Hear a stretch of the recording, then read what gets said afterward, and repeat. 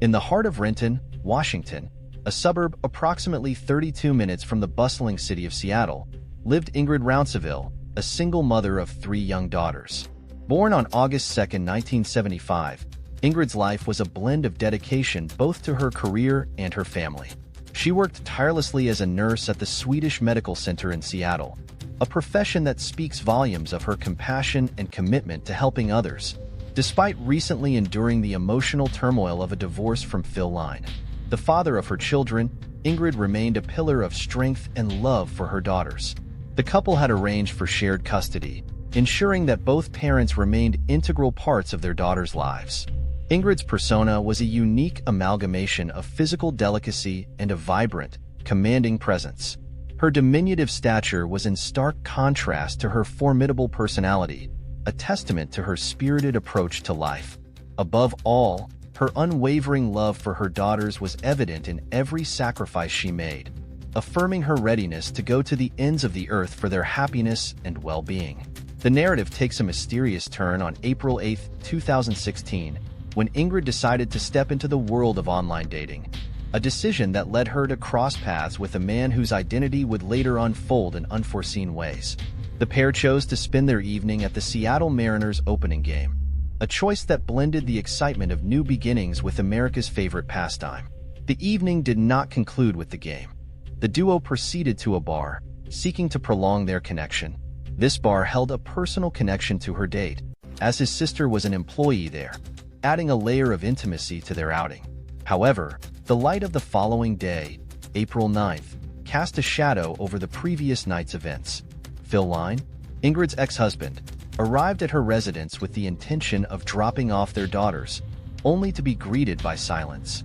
The absence of Ingrid's 2015 silver Toyota Highlander from its usual spot was the first sign that something was amiss.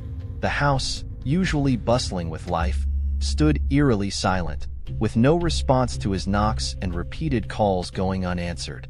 Alarmed, Phil reached out to Ingrid's mother, who possessed a spare key to the house. The discovery she made upon entering the house was chilling. Ingrid's belongings, including her computer, purse, wallet, and phone, were all present, yet there was no sign of Ingrid herself nor of her vehicle. This prompted an immediate call to the police, marking the beginning of a desperate search for Ingrid. In a bid to uncover any clues that could lead to her daughter, Ingrid's mother remembered that they shared a Verizon account. This connection enabled her to access Ingrid's phone records, leading her to perform a Facebook search using the most recent phone number. The search pointed to a profile belonging to John Charlton, the man Ingrid had met the previous night. In a move driven by a mixture of hope and desperation, Ingrid's mother sent a text to John, inquiring about her daughter and revealing that she had contacted the authorities.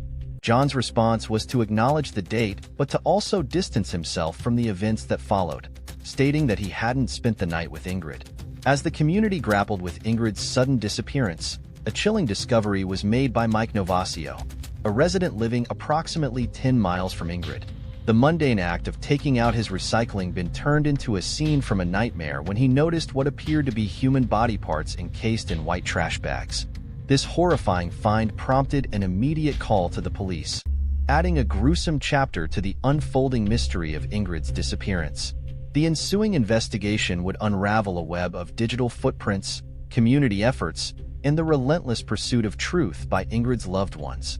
As the search for Ingrid intensified, the pieces of the puzzle began to coalesce, painting a picture that no one was prepared for.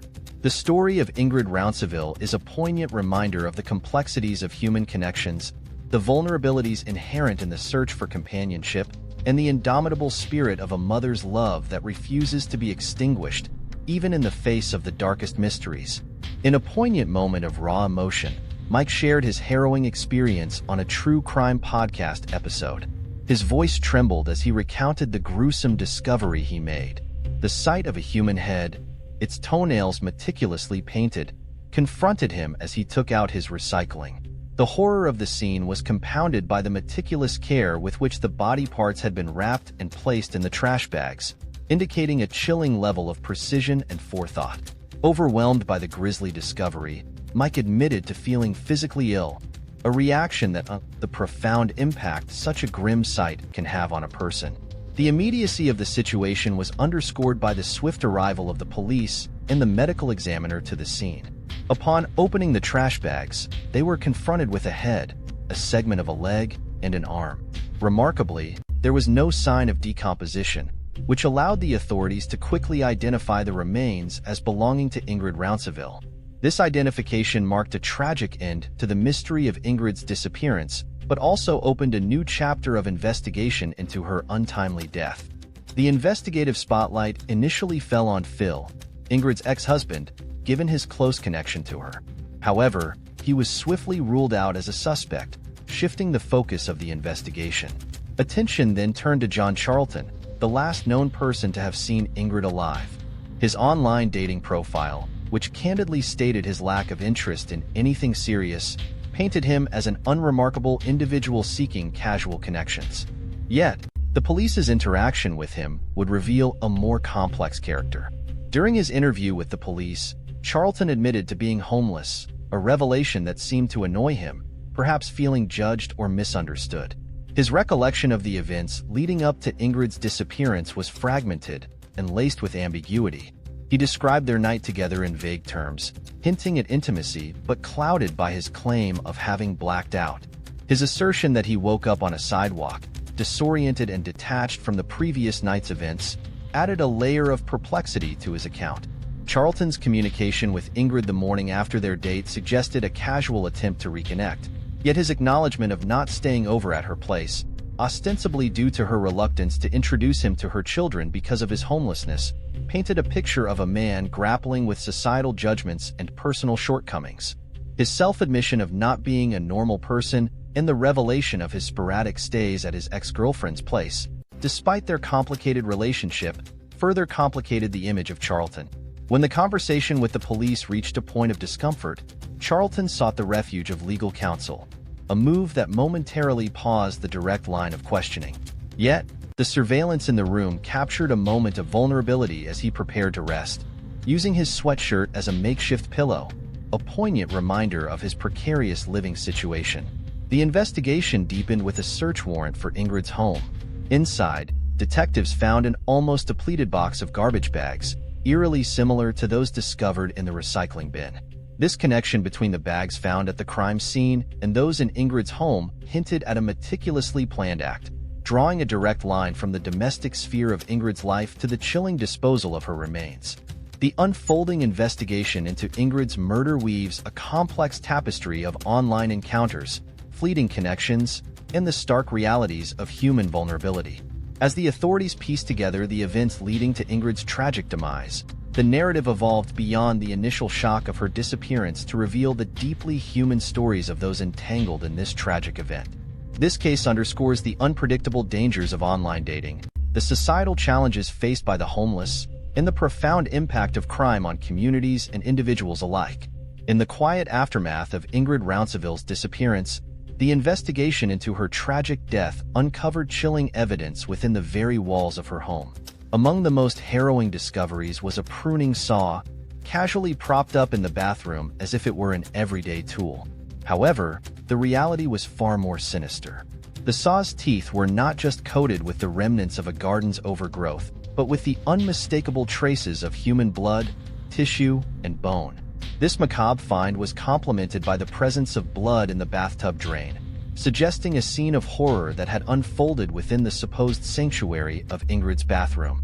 The narrative took a grimmer turn on April 15, 2016, when more of Ingrid's remains were discovered, this time in a recycling receptacle.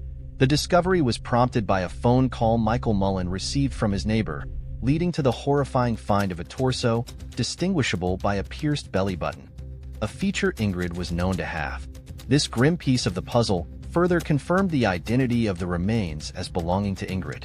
Only days later, the investigation's scope widened as a human leg was found at a Seattle recycling plant, adding another layer of tragedy to the unfolding case. The meticulous search within Ingrid's home revealed even more damning evidence. The plumbing was removed, and within the now dismantled drain trap, investigators found additional blood, a testament to the thoroughness of their search and the extent of the crime. In an effort to uncover traces of the crime that might have been meticulously cleaned away, investigators employed a reagent known as Blue Star. This substance, known for its ability to reveal blood traces invisible to the naked eye, indicated that someone had attempted to erase the evidence of the crime scene within Ingrid's home. Initially, the medical examiner's investigation into Ingrid's death pointed to homicidal violence. However, a more detailed examination revealed subtle, yet telling signs of the true nature of her demise. Petechiae in Ingrid's eyes and hemorrhaging on her neck painted a grim picture of strangulation, followed by the dismemberment of her body within the confines of her own home. Furthermore, the toxicology report added another layer of detail to the night of the crime, showing Ingrid's blood alcohol content was 0.074, indicating she had been drinking but was not significantly impaired. In a development that seemed to provide a breakthrough in the case, Ingrid's car was found in Belltown, a mere 6 minutes drive from Seattle. Inside, under the handle of the driver's door, investigators lifted 3 fingerprints that would lead them straight to a suspect, John Charlton. These fingerprints matched Charlton's, and inside the car were found trash bags similar to those used to dispose of Ingrid's body parts. The investigation then led to John's ex-girlfriend, who provided insights into John's activities following his date with Ingrid. She recounted that John was supposed to visit her the morning after his date but arrived later than expected, using an unplanned event as his excuse. Notably, John had a fat lip, which he attributed to an attempted robbery at the bar. Upon questioning by the police, John Charlton bore physical signs of a recent altercation, including an abrasion on his head and chin, along with scratches on his chest and arms. These injuries, combined with the evidence gathered, culminated in Charlton's arrest and charge for the murder of Ingrid Rounceville. John Charlton was not a stranger to the criminal justice system. His history spanned across 6 states, marked by charges ranging from grand theft to assault and attempted robbery. Notably, even his own parents had once sought legal protection against him through a restraining order, though it was later dropped. This pattern of behavior and interaction with the law painted a troubling picture of Charlton's past, offering a glimpse into the complexities and challenges that characterized his life. As the case against John Charlton unfolded, it revealed not just the tragic end of Ingrid Rounceville but also cast a spotlight on the darker aspects of human nature and the profound impacts of crime on communities, families, and individuals. The investigation into Ingrid's murder, marked by meticulous police work and forensic analysis, underscored the relentless pursuit of justice in the face of tragedy. As the investigation into Ingrid Rounceville's murder unfolded, the disturbing history of John Charlton began to emerge, painting a picture of a man with a troubled past and violent tendencies.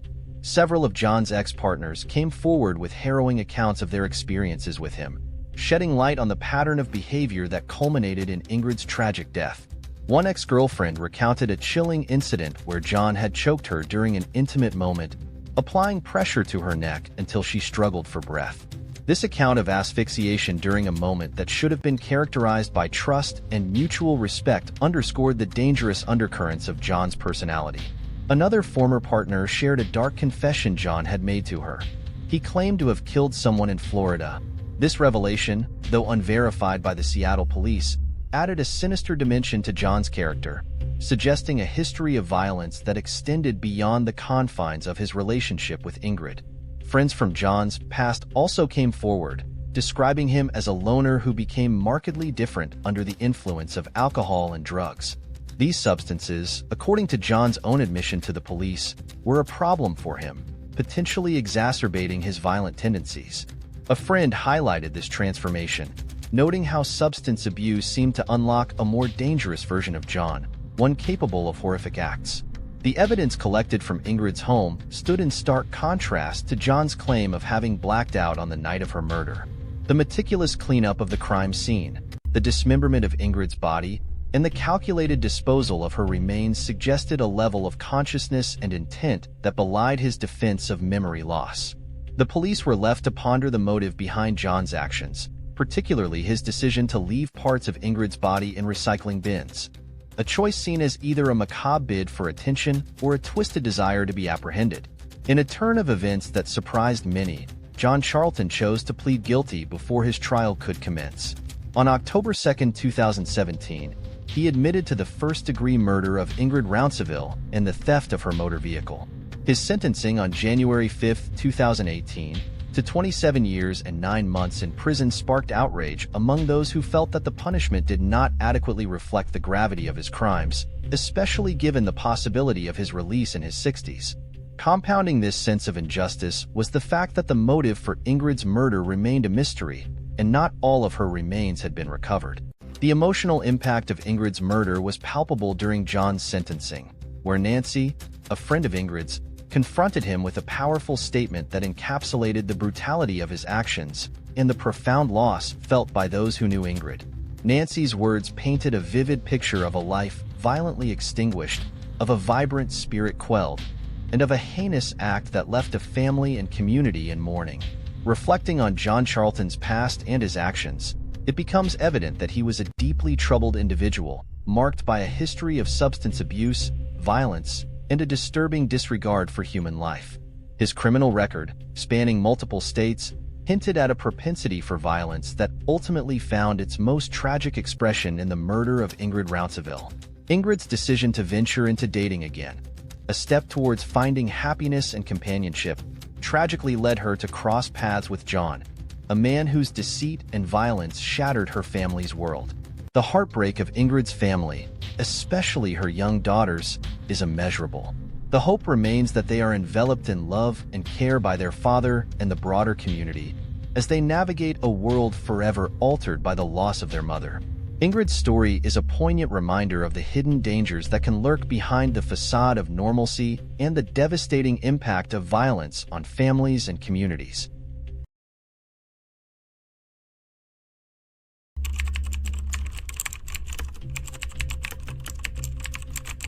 On a Sunday evening in July 2013, in Hartford, Wisconsin, a 19-year-old woman named Jessie Blodgett, who dreamed of being a star in acting, singing, and music, gave an unforgettable performance in the musical Fiddler on the Roof. To those watching, it was evident that Jessie was in her element under the spotlight, and it seemed as though the spotlight was made just for her. After the final performance, the entire cast and crew decided to throw a pool party to celebrate their hard work and the positive reception of the musical. Jessie, who was well-liked and always lively, was initially having a great time at the party. However, as the evening went on, the inappropriate behavior of two male cast members began to upset her, casting a shadow over what was supposed to be a joyous occasion. Feeling troubled, Jessie later wrote in her journal about the negative experiences she had faced that day. She expressed her discomfort with how some men were misinterpreting her friendliness for romantic interest, saying it felt like a corruption of her character. Despite this, she ended her journal entry on a hopeful note, promising to face any issue head-on without fear, and prayed for God's guidance. Before going to sleep that night, Jessie spoke to her mother, Joy, about two men at the party who had acted inappropriately towards her. Both men were much older, in their 40s, and one had gone so far as to forcibly pull her onto his lap. Jessie couldn't understand why it was so hard for men to accept a purely platonic relationship. Her concerns, shared in that conversation, would soon take on a grave significance. The next morning, Joy checked on Jessie, her only child, before heading to work. Seeing Jessie sleeping peacefully, Joy left, assuming everything was fine. Jessie's father, Buck, had already left the house earlier, so Jessie was left to look after the house. Around noon, as per her daily routine, Joy came home for lunch. She noticed Jessie hadn't woken up yet, which was unusual, especially since one of Jessie's piano students was due for a lesson soon. Concerned, Joy went to Jessie's room to wake her up. Despite calling her name and opening the door, there was no response from Jessie. Thinking Jessie was just overly tired from the previous day's events, Joy tried to wake her by gently shaking her shoulder. The coldness of Jessie's skin was a shock to Joy, sending a chill through her body. When Joy pulled back the covers, she was confronted with the horrifying sight of Jessie's lifeless body, her skin a haunting shade of blue, and her hair and nightclothes drenched. Panic-stricken, Joy immediately called 911 and her husband, Buck, fearing the worst. As she waited for emergency services, she couldn't help but notice the marks on Jessie's neck, indicating she might have been strangled. The thought of such violence occurring in their home was almost too much to bear. Soon, their home was filled with first responders, working to secure the scene and uncover what had happened. Buck arrived and joined Joy in facing the unimaginable reality that their daughter had been murdered. The evidence suggested Jessie had been strangled, and marks on her wrists indicated she had been restrained at some point during the attack. This tragedy struck the Blodgett family out of nowhere, turning a day that had begun with the promise of normalcy into a nightmare. The community was left to grapple with the realization that such a heinous act could happen in their midst, forever changing the lives of those who knew and loved Jessie. The investigation into Jessie Blodgett's tragic death took a dramatic turn when law enforcement officials pieced together the sequence of events leading up to her murder. Early in the morning, after Jessie's mother, Joy, had left for work, a sinister figure took advantage of the unlocked doors, a common oversight in the Blodgett household due to their belief in the safety of their neighborhood. This intruder silently entered the house and made his way to Jessie's room, where he executed a heinous act of violence. Jessie, a young woman full of dreams and talents, was overpowered while alone. The attacker restrained her, binding her hands together, which was just the beginning of a brutal and unspeakable assault. The evidence suggested a terrifying ordeal, culminating in the use of a ligature by the perpetrator to strangle her, ending her life in a tragic and violent manner. The initial theory pursued by detectives was that the murderer must have been someone familiar with the Blodgett family's routines. This person would have known about their habit of not locking doors, a reflection of their trust in the safety of their community.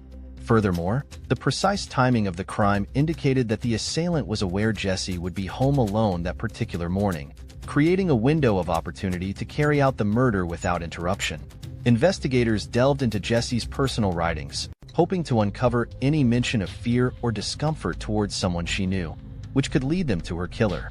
Their attention was drawn to a journal entry where Jessie described an uncomfortable encounter with an actor from her recent performance. This man became a person of interest, especially after it was discovered he had unexpectedly taken the day off work following the incident. However, after questioning, his alibi checked out, clearing him of any suspicion. The investigation broadened, scrutinizing another individual from the party who had made Jessie uncomfortable, but he too was quickly ruled out as a suspect. With these leads exhausted, the investigative team expanded their search, determined to find justice for Jessie. In a seemingly unrelated incident, Melissa Etzler experienced a terrifying encounter while walking her dog in a nearby park. She was attacked by a man wielding a knife, emerging from a van. In a desperate struggle for her life, Melissa managed to disarm her attacker. Despite her injuries and the shock of the moment, Melissa's quick thinking allowed her to retain the knife and provide a detailed description of the assailant and his vehicle to the authorities. This attack, though initially thought to be unconnected, provided crucial information that could potentially link to Jessie's case.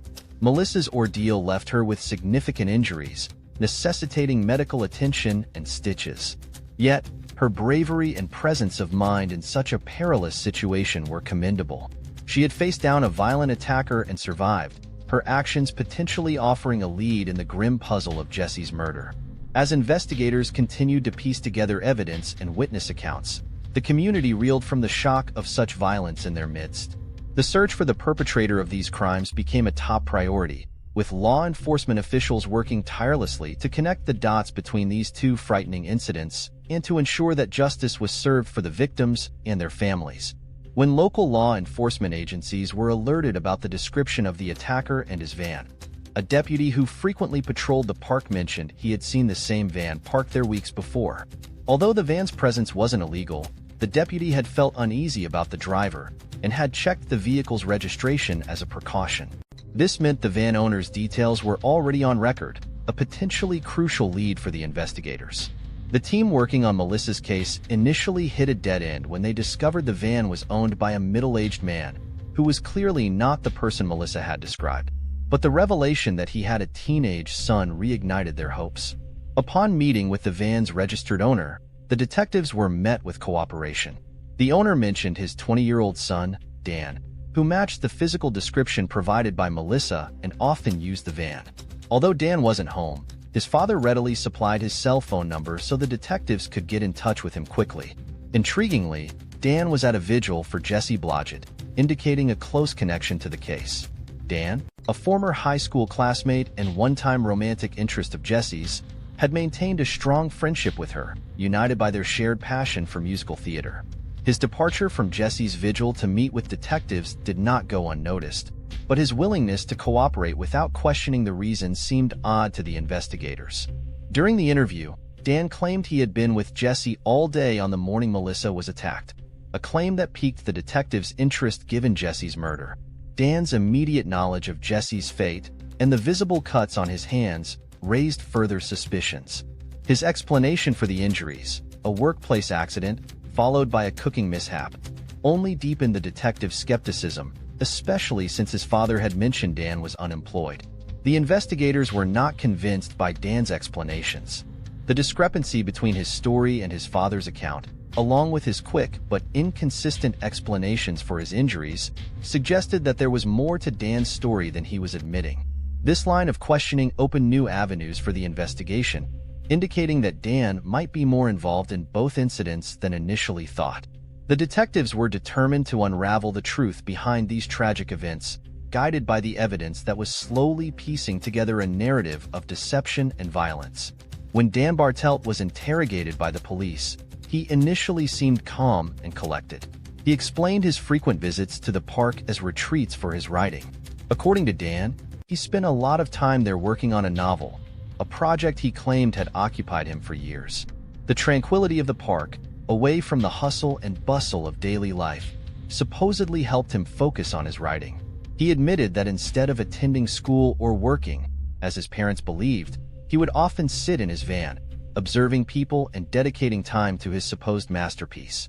However, the tone of the interrogation changed dramatically when the detectives asked why he attacked Melissa. Dan's explanation was chillingly simple. He said he had done it because he wanted to scare someone. He described himself as a jobless college dropout without direction, overwhelmed by fear of the world, seeking to offload some of that fear onto someone else. With this confession, Dan was arrested for aggravated assault. At that time, detectives didn't connect him to Jesse Blodgett's murder, but that was about to change. During the early stages of investigating Jesse's death, the fact that Dan knew details only the killer would know, like the rape, immediately raised suspicions. This slip during the interrogation put Dan at the top of the suspect list for Jesse's murder, especially after the autopsy results confirmed the sexual assault. When confronted about Jesse's murder, Dan denied any involvement. However, a search of his belongings unveiled a disturbing collection on his computer. He had searched for content related to serial killers, snuff films, and other violent, pornographic materials. Among the videos were scenarios strikingly similar to the circumstances of Jesse's murder, further implicating him in the crime. Despite the evidence, Dan remained defiant. Yet, he altered his story, claiming that he and Jesse had recently resumed their romantic relationship, a detail he previously withheld to protect his girlfriend's feelings. Detectives verified Dan's whereabouts on the day of Jesse's murder through CCTV footage from Woodlawn Union Park, confirming part of his revised account. Their investigation led them to search the park's trash bins, where they discovered a cereal box containing a ball gag, ligatures, and blood-soaked wipes, along with ropes matching the marks on Jesse's neck. The search extended to Dan's home, where investigators found more rope and tape matching those under Jesse's bed and at Melissa's attack scene. Dan's fingerprints were found on the tape, solidifying the connection between him and both crimes. The accumulation of evidence against Dan painted a grim picture of his actions. His initial portrayal as a troubled writer was overshadowed by the reality of his violent behavior. The items retrieved from the park and his home linked him directly to the crimes, leaving little doubt of his involvement.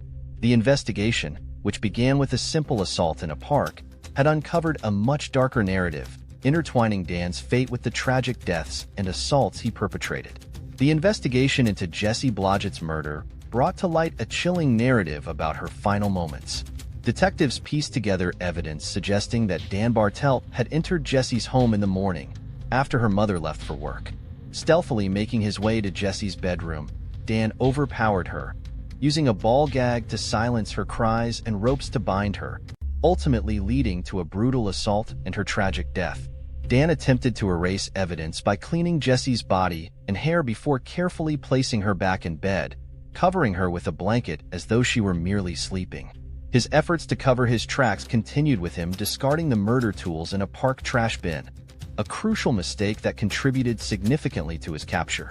The case against Dan was compelling, with DNA evidence from Jessie's rape kit and under her fingernails matching his. The DNA on the ligatures used to strangle her further implicated him in this heinous crime. On July 31, 2013, Dan faced charges of first-degree intentional homicide for Jessie's death, along with attempted murder and other charges related to the assault on Melissa Etzler. After a jury deliberation that lasted 3 hours on October 14, 2014, Dan was found guilty of Jessie's murder and sentenced to life imprisonment without parole. The prosecutor described him as one of the most dangerous criminals he had ever encountered. Despite proclaiming his innocence at the sentencing and receiving forgiveness from Jessie's father, Dan's plea did not sway the court's decision. Dan also faced charges for the attack on Melissa, ultimately receiving a relatively minor sentence for these crimes due to a guilty plea, knowing he would spend his life in prison for Jessie's murder. In 2017, Dan appealed his conviction to the Wisconsin Supreme Court, arguing that his confession was used against him unlawfully. However, the court upheld the verdict, ensuring he would spend his life in Waupun Correctional Facility. The true horror of Jessie's final moments might never be fully known, with Dan continuing to deny his guilt. The tragedy is a stark reminder of the betrayal Jessie experienced at the hands of someone she trusted, highlighting a life full of potential cruelly cut short. Jessie was more than just a victim. She was a vibrant young woman dedicated to the arts, beloved by her students and their families for her kindness and talent. Her loss was felt deeply by all who knew her, leaving a void in a community that had cherished her spirit and ambition. Jessie Blodgett was a bright and passionate young woman who used her voice and talents not only to entertain but also to advocate for the causes she deeply cared about. As a sophomore at the University of Wisconsin, Jessie was more than just a student. She was a vibrant advocate for animal rights, environmental protection, and a fervent opponent of bullying and domestic violence among young people. Her commitment to these issues was a testament to her character and her desire to make the world a better place. Tragically, Jessie's life was cut short before she could witness the impact of her advocacy and the potential social changes she hoped to inspire. However, her spirit and the essence of her dreams did not perish with her. In 2016, driven by a profound sense of loss and a desire to honor Jessie's memory, her father, Buck, established the Love, Hate Project. This initiative aimed to continue Jessie's fight against violence, specifically targeting male-on-female violence. Through educational programs and social initiatives, the project is dedicated to transforming aggressive behaviors into positive actions, promoting love over hate. The project embodies Jessie's vision, working tirelessly to create a safer, more compassionate world. Jessie's aspirations and the bright future she could have had will always remain a topic of contemplation. The betrayal by someone she considered a friend, who turned out to be the very antithesis of everything she stood for, adds a layer of tragedy to her story. Yet, the legacy of her compassion and activism lives on through the Love, Hate Project and the countless lives it touches. Jessie's life, though tragically brief, was a beacon of hope and love that continues to inspire change in the hearts of those she left behind. Her family and friends, though grieving, are committed to ensuring that Jessie's vision and dreams do not end with her death, but instead spark a movement that combats violence with love, understanding, and compassion. In this way, Jessie Blodgett's memory and the essence of her being continue to influence the world positively, driving efforts to make society a place where love triumphs over hate, and violence is replaced with peace and understanding. Her passion for music, her advocacy for the vulnerable, and her stand against violence create a lasting impact that transcends her untimely death. Through the Love, Hate Project and the dedication of those who knew and loved her, Jessie's dream of a kinder, more just world finds its continuation, ensuring that her voice, though silenced, continues to resonate and inspire.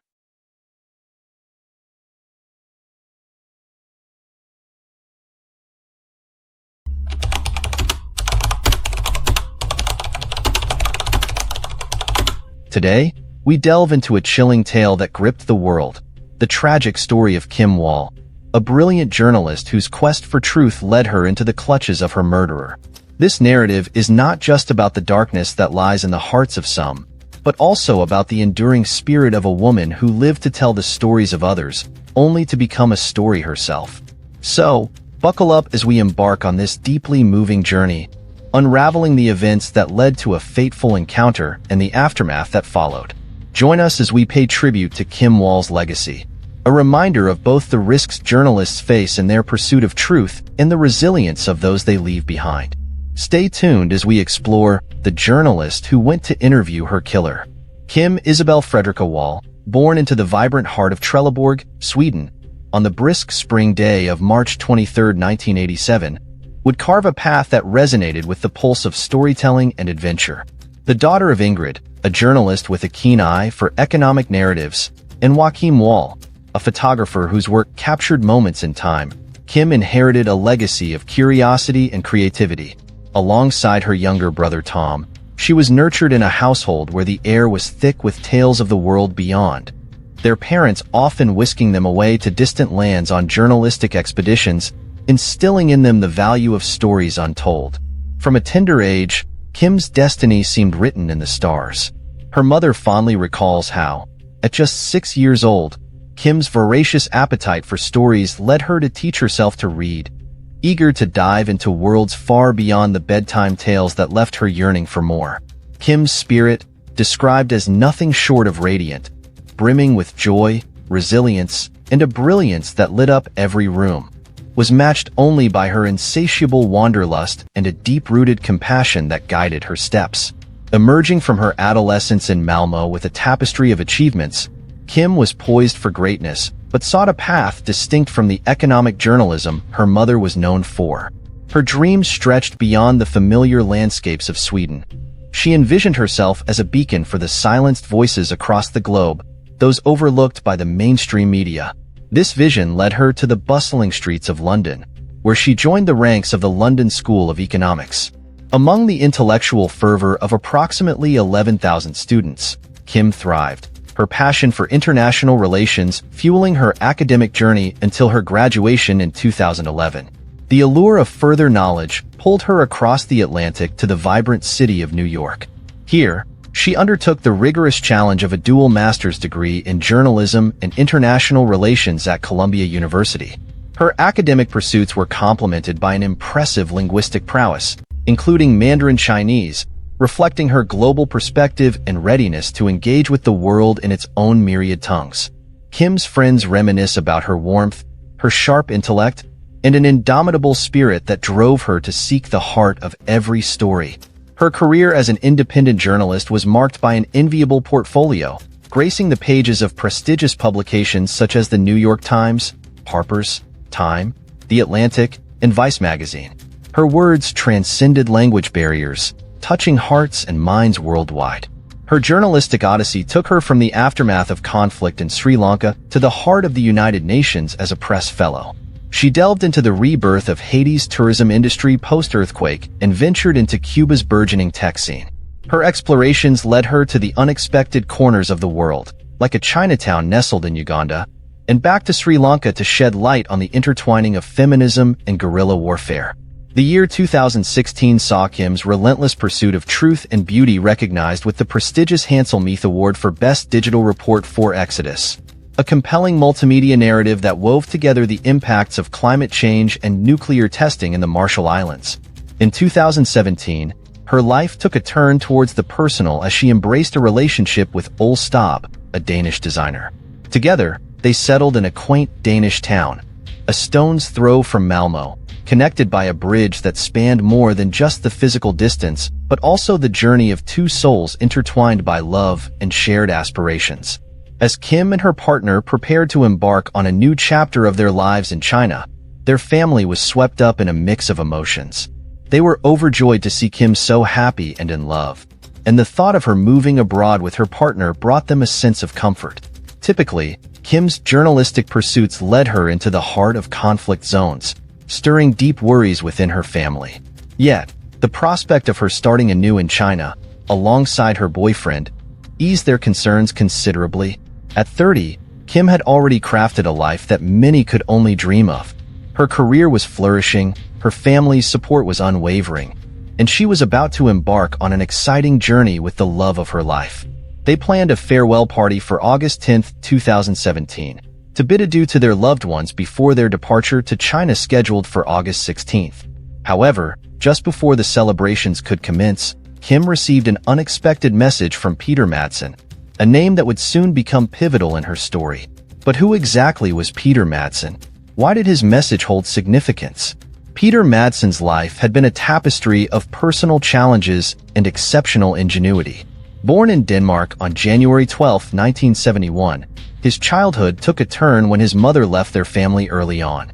Raised by his father, Peter found solace and connection in a shared passion for spacecraft. Although he ventured into engineering studies after high school, his true calling beckoned him elsewhere, to the world of inventions and dreams bigger than the classrooms could contain. Following his father's death when he was 18, Peter poured his heart and soul into building submarines and rockets, leading to the foundation of Copenhagen Suborbitals in 2008. His ambition? To launch manned missions into space aboard his self-made crafts. Dubbed Rocket Madsen by the press, he became known for his pioneering spirit, culminating in the creation of the UC-3 Nautilus, a submarine that was not only a marvel of personal engineering but also a testament to his relentless pursuit of the extraordinary. Funded through sponsors and crowdfunding, the Nautilus represented more than just a vessel. It was a symbol of Peter's dreams and ambitions. The submarine and Peter's journey caught the public's eye, leading to a biography and a documentary titled Amateurs in Space that celebrated his audacious endeavors. By this time, Peter Madsen had cemented his status as a celebrity in his home country. It was against this backdrop that Kim, ever the intrepid journalist, sought to tell Madsen's story. Intrigued by his achievements and the allure of the Nautilus, she reached out for an interview. And so, on the afternoon of August 10th, Peter's message arrived, offering Kim an opportunity to step into his world for a story she hoped would captivate her audience. Accepting his invitation, she planned to meet Madsen at 7 p.m. at the dock, conduct the interview aboard the Nautilus, and return by 10 p.m., just in time to join her farewell party. It seemed like the perfect plan, neatly fitting into her packed schedule before the big move. Kim shared the unexpected invitation with Ole, seeking his thoughts on the adventurous proposition. Ole, ever supportive, encouraged her to seize the opportunity, though he harbored a desire to join her on this novel excursion. The thought of venturing out to sea in a self-built submarine presented a unique thrill, an experience that could have been memorable for the both of them. However, with the farewell party they were hosting that very evening, Ole decided it was best he stayed behind to attend to their guests. Thus, at 7 p.m., Kim made her way alone to the pier, her heart set on the interview with Peter Madsen.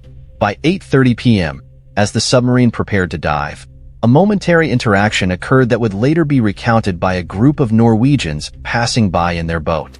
They engaged in light-hearted banter with Peter, who boasted about the submarine's capabilities, seemingly in an attempt to impress.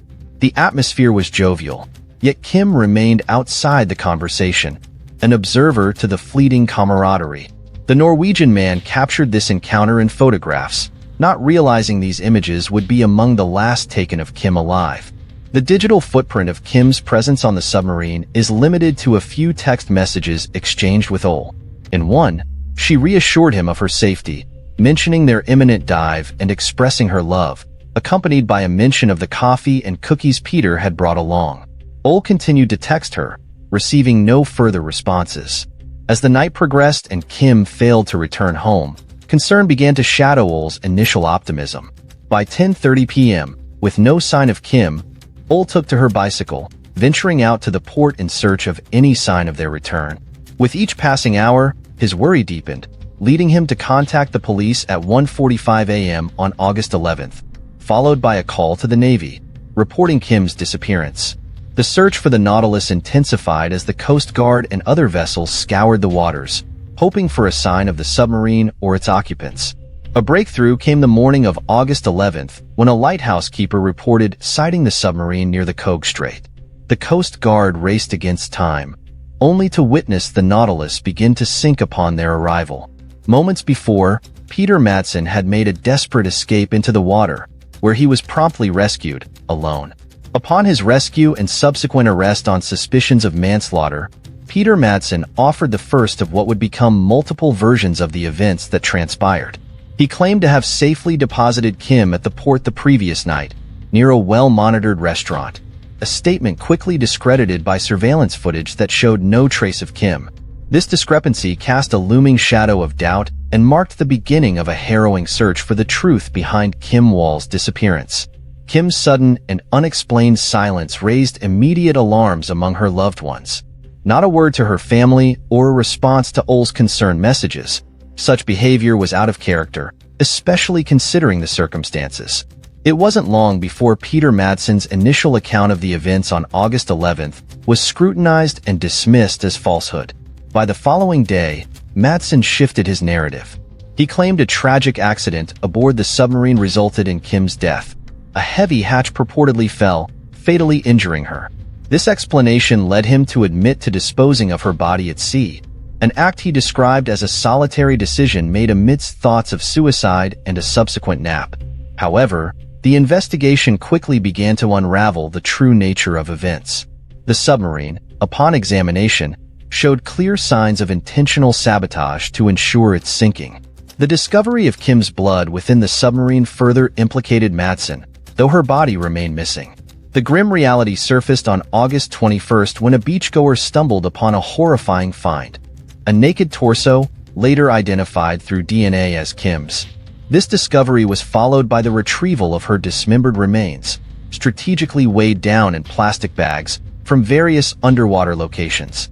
Madsen's story evolved yet again by October, this time asserting that Kim succumbed to carbon monoxide poisoning within the engine compartment. His admission of dismembering her body contradicted his earlier denials, yet forensic analysis painted a more sinister picture.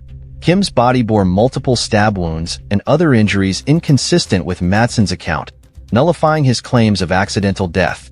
Furthermore, there was no evidence of gas leaks aboard the submarine that could lead to such an incident. Investigators posited that Kim had been bound and subjected to violence, indicated by ligature marks on her wrists and elbows. The assortment of wounds made it impossible to pinpoint the exact cause of death. A search of Madsen's property unveiled chilling evidence of his perverse inclinations. Dozens of snuff films and links to similar content were found, mirroring the injuries inflicted on Kim. Madsen's social and professional circles began to reveal disturbing aspects of his persona, including participation in fetish parties and a self-proclaimed affinity for sadism, traits that were overlooked or minimized by those around him. His co-founder, Christopher Meyer, struggled to reconcile the creative and visionary aspects of Madsen's character with the horrifying reality of his actions. As the case proceeded, the prosecution aimed for the severest penalty, life imprisonment, driven by the gravity of Madsen's crimes and the haunting possibility that Kim might not have been his only victim. The unraveling of Peter Madsen's facade exposed a deeply troubled individual, leaving a community grappling with the shocking extent of his malfeasance. The investigation into Peter Madsen's past actions unearthed a particularly curious case that caught the attention of the prosecutor's office. It was the disappearance of Kazuko Toyonaga, a 22-year-old Japanese tourist who vanished under eerily similar circumstances in 1986 in the same city. At the time, Madsen would have been just 15 years old. This striking parallel led to the reopening of Toyonaga's case, though no concrete evidence was found to directly link Madsen to the incident. The trial of Peter Madsen, spanning from March 8 to April 25, 2018, became a focal point for global media attention. Journalists from over 15 countries converged to cover the proceedings, underscoring the international shock and fascination with the case. Prosecutors painted a grim picture of Madsen's intentions, arguing that he had harbored violent sexual fantasies that he sought to fulfill through premeditated murder. They pointed to his preparation for the crime, highlighting that he had equipped the submarine with tools like sharp screwdrivers, hooks, and saws. Items unnecessary for a simple voyage, but sinister in this context. Experts testifying at the trial described Madsen as highly intelligent yet profoundly disturbed, characterizing him as a sexual deviant with sadistic obsessions. His apparent lack of remorse or guilt was emphasized by the prosecution, noting his chilling tendency to keep personal items of his victims, like Kim Wall's underwear and stockings, as grotesque souvenirs. The The trial also revealed narrow escapes for at least 3 women who had been invited onto the submarine by Madsen but had declined for various reasons. Their reasons ranged from finding his persistence odd to feelings of claustrophobia, with one woman expressing her unease with Madsen's text messages in a magazine interview. Despite the mounting evidence and testimonies, Madsen maintained his innocence throughout the trial, offering shifting explanations for his actions. He claimed his varied accounts were attempts to spare Kim Wall's family the harrowing details of her death, stating, "I was just thinking about Kim's relatives. It's a horrible story. I knew I was dead and that I wouldn't return. He only had one purpose, and it was to spare his parents the details of what happened." Ultimately, the court found Peter Madsen guilty on all counts, including premeditated murder, indecent handling of a corpse, and sexual assault, sentencing him to life imprisonment without the possibility of parole. In Denmark, a life sentence typically equates to 15 years, with the option to petition for parole after serving 12 years. This verdict brought a close to a case that had captured the world's attention, leaving a trail of horror, disbelief, and a deep sense of loss for Kim Wall and her loved ones. In light of Peter Madsen's heinous crime, prosecutors advocated for his permanent detention, underscoring the grave risk he posed of committing further atrocities. Within the confines of prison, Madsen reportedly developed an infatuation with a prison official, a relationship that resulted in her dismissal. Subsequent to this controversy, Peter Madsen entered into matrimony with Jenny Kirpin, a Russian national. Kirpin publicly professed her love and support for Madsen, acknowledging his crime but arguing that he was also a victim of his own actions, and that his continued existence served as his punishment. In the wake of their daughter's tragic demise, Kim Wall's parents authored a book celebrating her life and chronicling their profound grief and enduring pain. This tribute also serves as a testament to Kim's vibrant spirit and her profound impact on the world. To honor Kim's memory and support aspiring journalists, her parents established a foundation named after her. This foundation is dedicated to fostering the growth and development of young journalists, ensuring that Kim's legacy continues to inspire and empower future generations. Peter Madsen's story took another dramatic turn in October 2020 when he attempted a daring escape from prison. Using a makeshift weapon to threaten a psychologist, he initiated a bold breakout. Although his plan involved fleeing in a white van, the police swiftly intervened, thwarting his escape. Surrounded by law enforcement, Madsen awaited capture, delayed only by the suspicion that he wore an explosive belt, a testament to his engineering acumen. After a tense standoff, bomb disposal experts confirmed the absence of explosives, leading to Madsen's rearrest. This incident further underscored the persistent danger Madsen poses, with authorities continuing to caution the public about his potential for violence.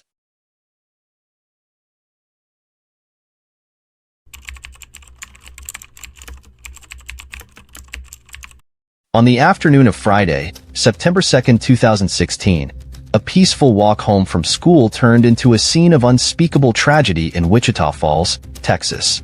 13-year-olds Lauren Landevezo and Michaela Smith were navigating their familiar path, engaging in the usual chatter and laughter that comes with the end of a school day. Their route took them through an alleyway, a shortcut they had likely taken countless times before.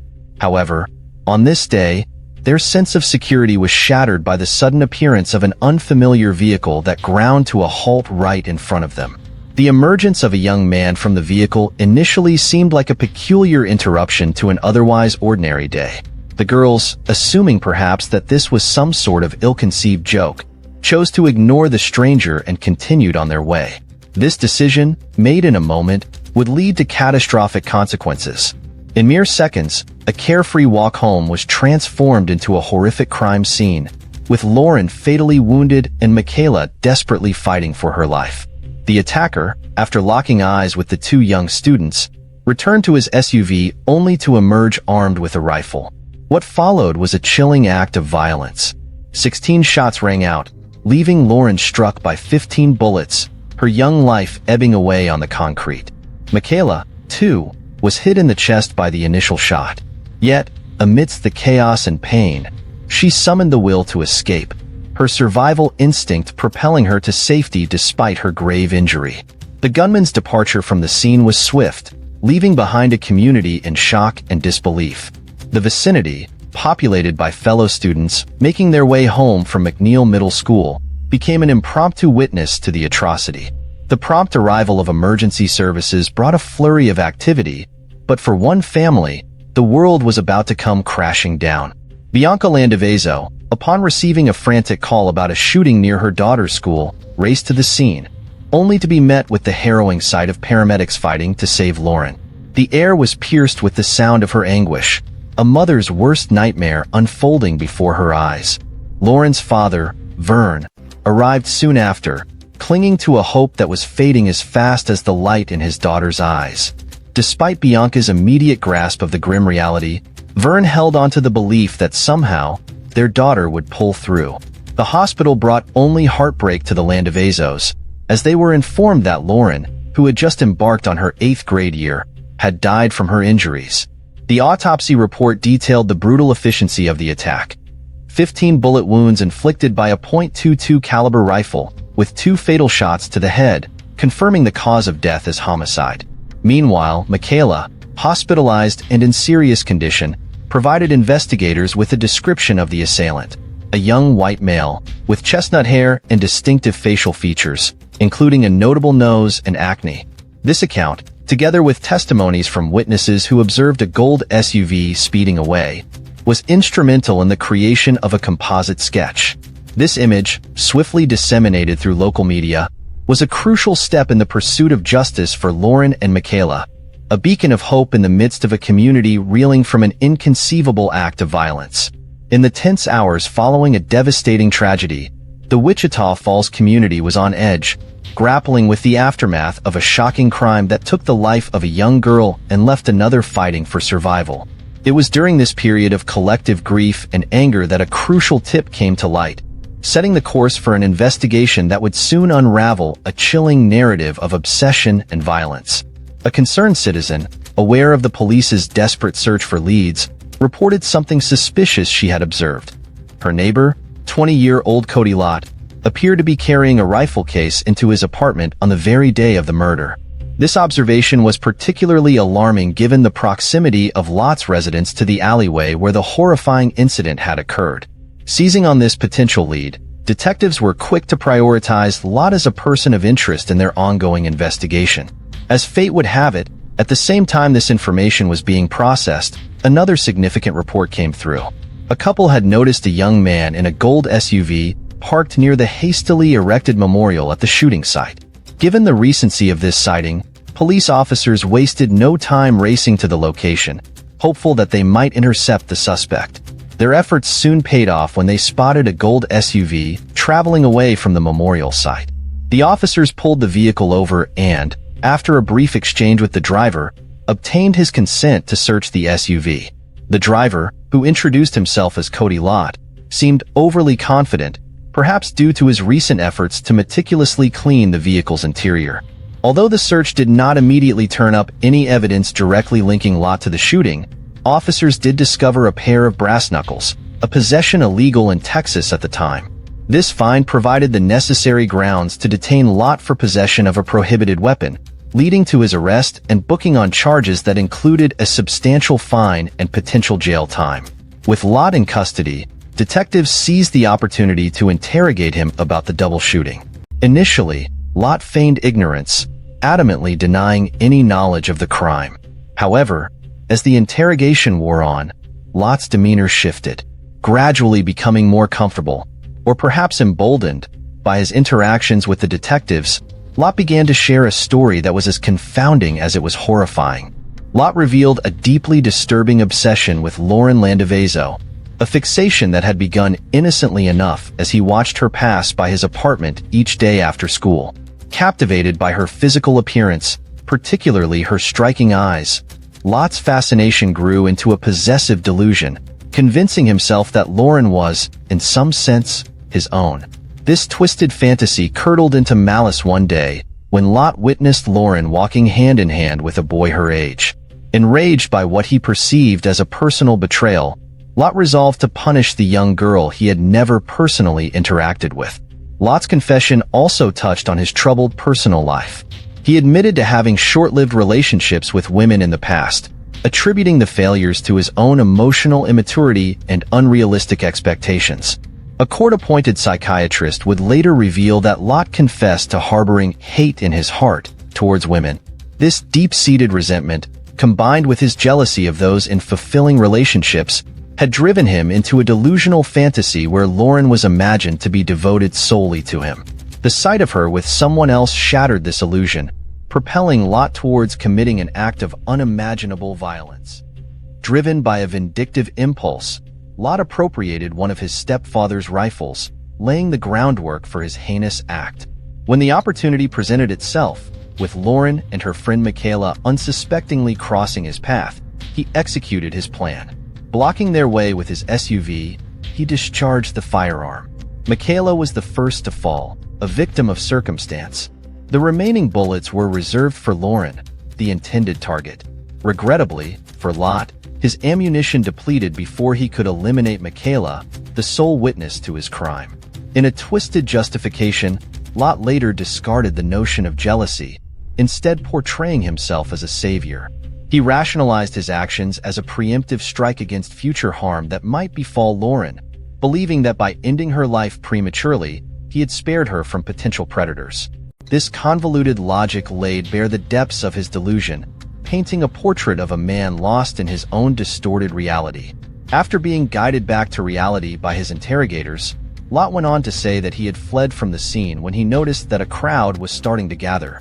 In a panic, he had ditched the murder weapon in a field. Later that evening, when he was sure the coast was clear, he had retrieved the gun and put it back where he found it. Since he had no known ties to the victims, he assumed that he was free and clear.